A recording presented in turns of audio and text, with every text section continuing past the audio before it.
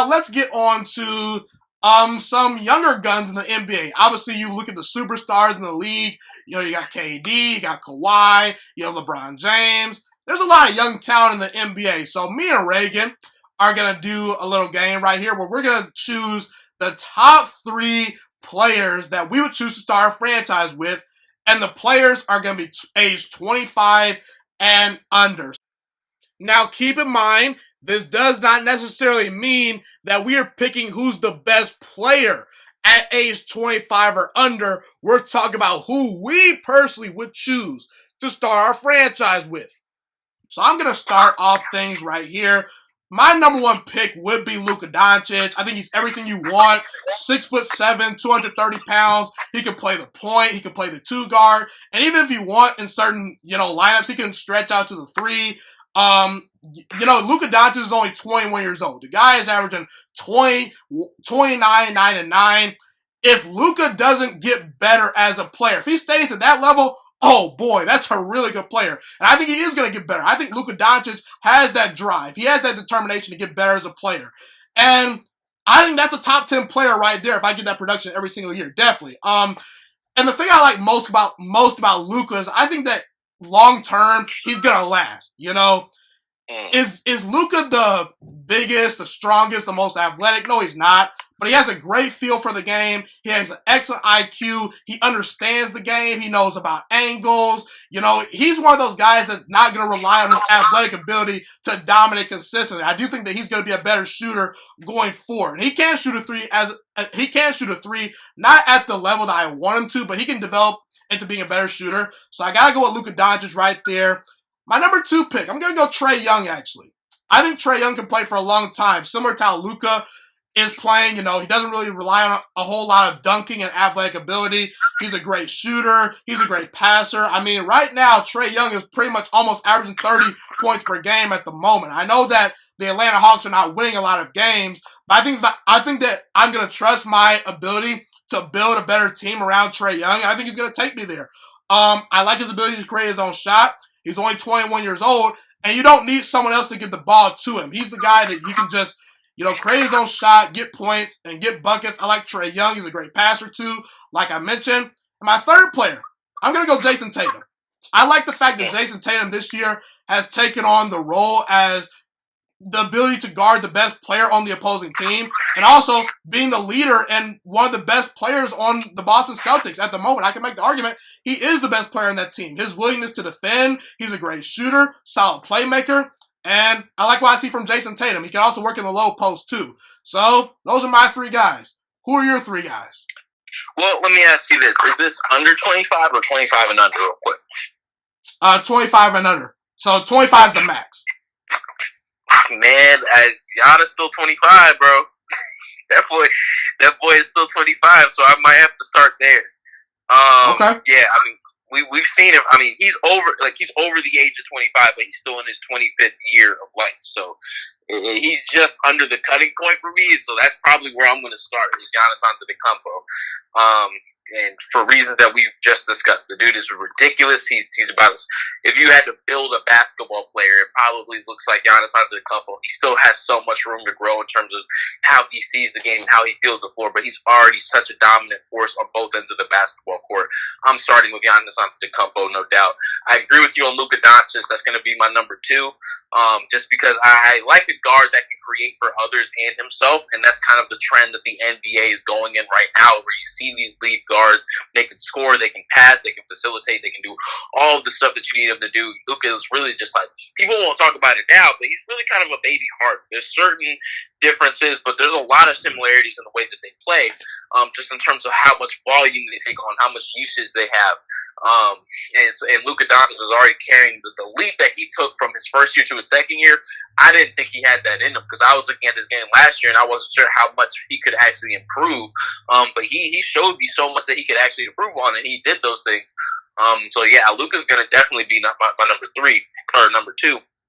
My number 3, man, I'm shocked that you didn't say it. And I'm, as much as I love Jason Tatum, I got to go with Zion, man. There's something about, and I know people get scared with his injuries, and I think people are as concerned as they are with his injuries. I think their bigger hang up on Zion is they're just not quite sure how it is that he affects the game. It's like, he's not the dude to go out there and cross somebody up and go get a bucket. He's not the dude that you put the ball in their hands and he makes something happen. He's not the dude that's going to pass, facilitate like Chris Paul or Trae Young. The way that Zion affects a basketball game is a way that we have not seen a player affect the game in possibly ever. So that's where people truly get scared with Zion, I think, is that, we haven't seen this before, so it's hard to project how well he does over time, but there's just something about that untapped athletic potential that I see in him. That dude's still, 19 years old, and he's already probably one of the most physically dominating players in the NBA right now. He still has all that weight to, there's some cutting that can be done, and he already looks better having gone through quarantine. I'm sure he was working out. He looks a little bit better. I still think there's a little bit more weight to be cut there. And I don't obviously want to change his body too much, but there's something about that untapped potential, man. I'm not scared of it. I'm not going to be the one to shy away from it. I want to be the one to embrace it and say, okay, let's sit down and figure out in what ways can you affect the game, because he already does it at such a high level. At every level he's ever played, he's dominated the game. He's been one of the best players, and everyone's kind of like, well, he's not dribbling, okay? He's not shooting step back jumpers. He's not facilitating. Is he rebounding and jumping really high? How can that be something that affects the team in the way it does? But that's what he does, man. That's what he does. And he's really underrated as a core player. He's really underrated from an IQ standpoint. The dude sees the floor. He anticipates things very well. So I just think Zion, man, there's, like I said, I'll say it for the third time, untapped potential. I got to have that on my team, man. So Giannis, Luka, Zion. Gotcha. I want to talk about, Zion and Giannis a little bit right here. I think that, honestly, we look at Anthony Davis when he was on the Pelicans, Anthony Davis was a great player, but for whatever reason, people weren't really tuned into Pelicans games for some reason. There's just something about Zion. Maybe it was because he played at Duke. I know that, Anthony Davis played at Kentucky, but I don't know. There's just some fascination about Zion that people captivate to watch him. He's an exciting player. So I think from a revenue standpoint, I'm definitely going to sell a lot of tickets, having Zion there. But, I will say this as far as Giannis and Zion, because I think I'm going to draw a comparison a little bit right here.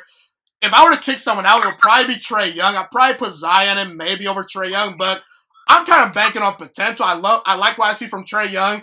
I don't know if he'll ever reach Steph Curry's level, but I think that guy is going to be great for a long time. But man, when I look at Zion, I worry about the injuries a little bit. And I know that people are saying that, if the Pelicans had Zion the whole season, they'd be in the playoff hunt. That'd probably be true. They are in the playoff hunt right now, but you do realize that with the Pelicans, Zion is 9-10. That's a 9-10 record. That's not above 500. I don't know. And I think that Zion just relies a little bit too much on his athletic ability. I need someone to get the ball to Zion. I don't think Zion is ever going to be a guy that isolates and dribbles the basketball and handles it a ton and gets his own shot all the time. I just don't see that. And to be honest with you, man, I just don't think he needs to be. If that's not his game, then so be it. It's so hard to project these things, right? When we talk about a guy like Zion, because it's so easy when we can say, Trae Young, look at how he plays, look at how Steve Nash played, look at how Stephen Curry played. He projects to be that. Jason Tatum, look at how he plays, look at how Kobe played, look at how Kawhi Leonard plays. He projects to be that. I can't give you a guy that Zion projects to be and say, I want him because he's going to be that, just because we haven't seen it. We have not seen it. So it's like, it's riskier, but I think that the upside is just something that I got to take the gamble on, man. I got to take the gamble on, because his effect on the game, even though they were 9-10, you can just feel the moment he steps on the court, the dude just changes how things operate. It's pure. And again, I don't want to discount his IQ, because he does have a very high basketball IQ, but right now he's basically operating off of completely physical ability and then the basketball IQ that he has, but he's not really doing a whole lot of the functional ball handling, passing, things of that nature. He's just jumping higher than everyone else and knowing where to be at certain times and knowing how the ball is going to come off the rim a lot of times. So there's so much untapped things that you can do there. I want to see him with a jump shot. I want to see him with a functional handle. I want to see him, be a better cutter. There's so many things that you can improve upon in addition to the things that he's already so good at. There's just a certain level of untapped potential there that I just love. I think it's a shooter's league, and I gotta go with some of the guys that handle the ball, make plays, and are great shot makers. And we already addressed Zion a little bit right here. I want to address Giannis. I know Giannis is arguably a top 5 player in basketball. And things of that nature. He's going to win the MVP again this year. Sorry, LeBron James fanboys, okay? LeBron's not winning MVP. But yeah, I understand Giannis is going to win the MVPs. He's great defensively. I think that's something that people do not talk about enough with Giannis. But I don't think Giannis has that it factor. I just don't. I don't know if he's that guy in the crunch time that I'm going to go to and say, hey, take me there, Giannis, because I saw him versus Kawhi in the Raptors last year. I just didn't see the guy that got over the hump. And I think this year, I don't think the Bucks are going to win the championship, and they should, honestly, because they have the best record in basketball, but I don't think Giannis is that guy in the crunch time. I just don't. I know he's sort of improved as a jump shooter, and Giannis is a great player, even really without a great elite jump shot, but I just think that he's always going to come up a little bit short, unless he joins, Steph Curry or a great team and things of that nature. As him being the guy, I just don't know if he's ever going to take you over the top. I think that there's going to be a team always standing in his way is going to have that wall, and they're going to say, hey, Giannis, beat us. And I don't think he's going to be able to do it. Why do you believe so much more in Giannis? I think Giannis is a great player, no doubt. He's going to be a top 5 player for a long time. But I don't know if Giannis will ever get better as far as playoff mode Giannis goes. You know what I mean? What are your thoughts? So here's what I want everyone to understand about the wall, right? Because we kind of talk about it as this kind of concept that we saw Giannis he couldn't get past this wall. But I need people to understand what it took to construct that wall that was so effective against Giannis Antetokounmpo. It took Nick Nurse, arguably the best coach in the NBA, to think of the concept. It took Kawhi Leonard, arguably the best perimeter defensive NBA player to start out on Giannis. It took Marc Gasol, a former defensive player of the year. I want to say he won defensive player of the year while he was in Memphis. It took Serge Ibaka, one of the best. It took Serge Ibaka, one of the better interior defenders, and one of the more versatile defenders in general. So that's 2 strong interior presences, in Marc Gasol and Serge Ibaka. It took one of the lankiest players in the NBA, one of the most, it took so much length from Pascal Siakam. It took the I'm trying to remember who else was on the team last year, but you see what I'm driving at here, right? It took a lot of defensive talent. It took a lot of aptitude from Nick Nurse to put that thing together. It's not like any team out there can just do that right now. If the Lakers tried to do that, it would crash and burn extremely hard. If the Celtics tried to do that, it would crash and burn because the Celtics don't have the interior defense needed to do that. It takes a very special team that's extremely gifted. And when we think about, I promise you, when Nick Nurse and the Toronto Raptors and Masai Ujiri made that move for Marc Gasol at the trade deadline last season, they did so with the intention of saying, this is what we're going to need to stop Giannis Antetokounmpo. We're going to need a lot of length and interior defensive presence to stop this dude. So, it's just like, I don't think that wall is just something that we're going to see from every single team that tries to stop Giannis. We might see other teams try to replicate that, but not every team is just going to have the ability to do so just because that was a special Raptors team that worked functionally well to stop Giannis. That was the Giannis stopping team. And if there's really not that many teams in the NBA that can do that. Can the Raptors even do it again without Kawhi Leonard? I'm not so sure. Maybe the Miami Heat could, but again, they're not as apt defensively. Maybe when you talk about Andre Iguodala, Jay Crowder, Bam Adebayo, Jimmy Butler, I could see it, but I still have my questions about that 2-headed monster of Serge Ibaka and Marc Gasol versus just a Bam Adebayo. So I don't know, man. I'm not sure if any team has really the capability to go do that again, like we saw it happen last year against the Toronto Raptors. Gotcha. Hey, man, we're going to see. Giannis is a great shot this year, and I am fascinated about Zion. I did consider Zion very heavily for my list, but just comes up short. But we got one final topic to talk about right here. Thank you so much for watching this video today. Please also note that the Juice Alert Sports Podcast is not just a YouTube channel. It is available on all podcasting platforms, including Spotify, Google Podcasts, iTunes, and Apple Podcasts. Also, if you enjoyed this video, be sure to like, comment, subscribe, and share this content with all your friends. This podcast is my favorite thing in the entire world right now. It is my passion. And I want more people to listen to this podcast. I really want this podcast to grow.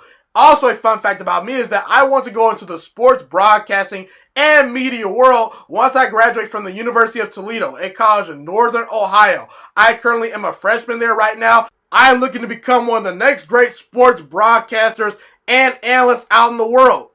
And I potentially would like to start my own network if this podcast really truly grows. Or if I fall short of that goal, I would love to work for a big time network like ESPN or Fox Sports 1. I am open to all networks. So if you believe in my dreams and you see or hear my passion through the screen, be sure to tell all your friends about the Juice Alert Sports Podcast. Stay motivated, you guys. Have a God bless day, and I'm out.